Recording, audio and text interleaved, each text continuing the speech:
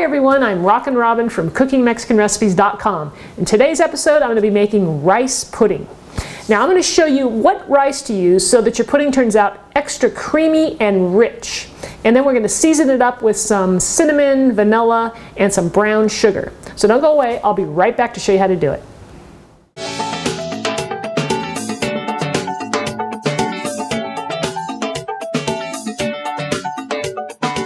Let's go over our ingredients so we can get started.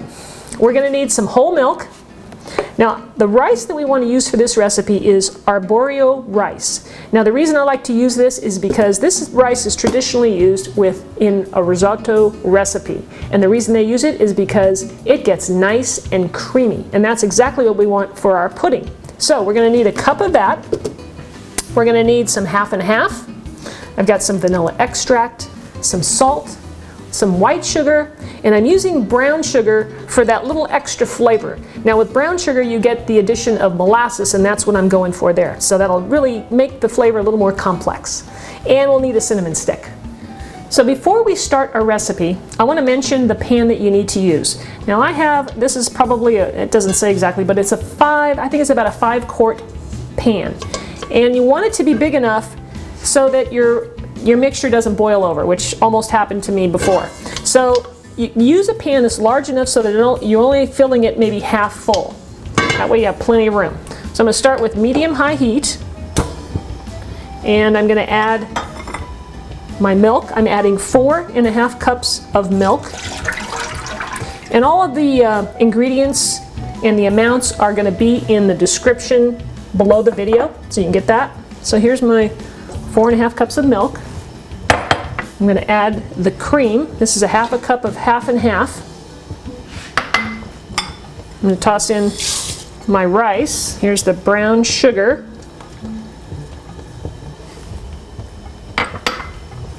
The white sugar. And a pinch of salt. Now, we're going to cook this. Oh, and also the cinnamon stick. I'm going to toss the cinnamon stick right in there. So I'm going to stir this. Make sure that you get all the sugars dissolved. And we're going to bring this to just a boil. So I've been stirring this the whole time while I'm bringing the temperature up. And you can see now it's getting very close. What I want to do is just get it to start to boil.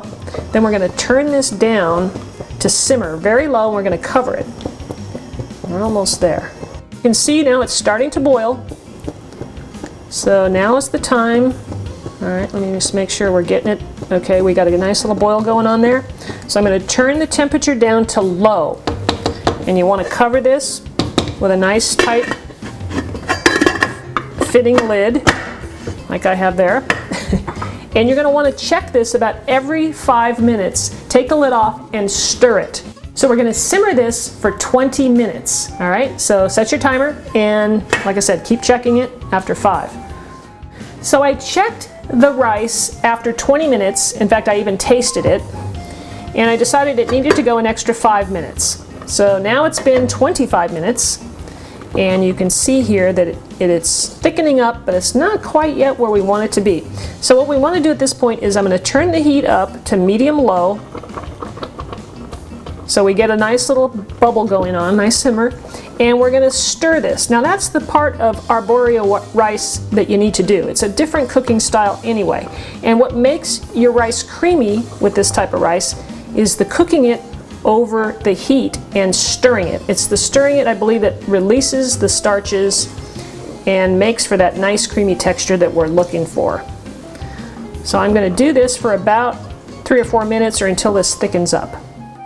I've been stirring this for about 4 or 5 minutes, and you can stop at any point you feel you like the consistency. You can see how creamy this is at this point.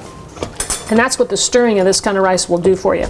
So now I'm going to find that cinnamon stick right there, and I'm going to remove it. Let me turn off the heat too.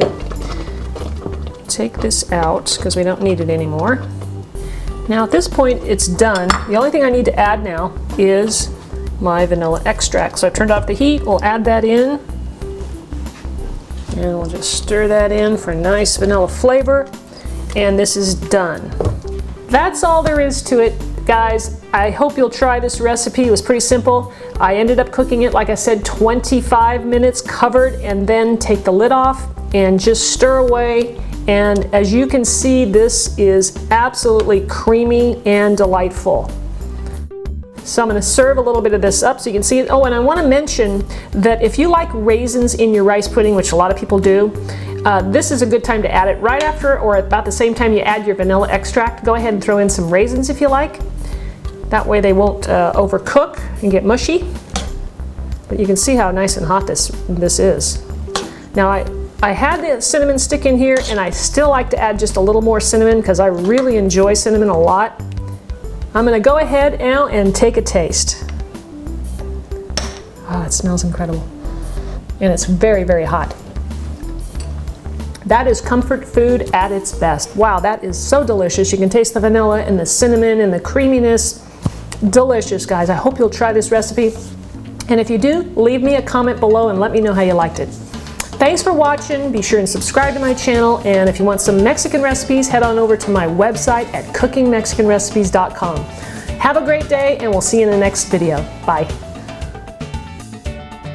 I have a little tip for you on this also I wanted to mention. Now you can eat this warm right out of the pot, which I think is the absolute best time to eat it. Or you can eat it, if it sits out for a little while, room temperature is fine, or if it's in the refrigerator, it comes out cold. Now with that, I want to recommend that you add a little bit of milk, because from the refrigerator, if you have it the next day, let's say, it gets very, very thick and it's not as creamy and smooth as it is right now. So just add a little milk to it. If you want to heat it up again, you can do it in the oven or the microwave, and you're good to go.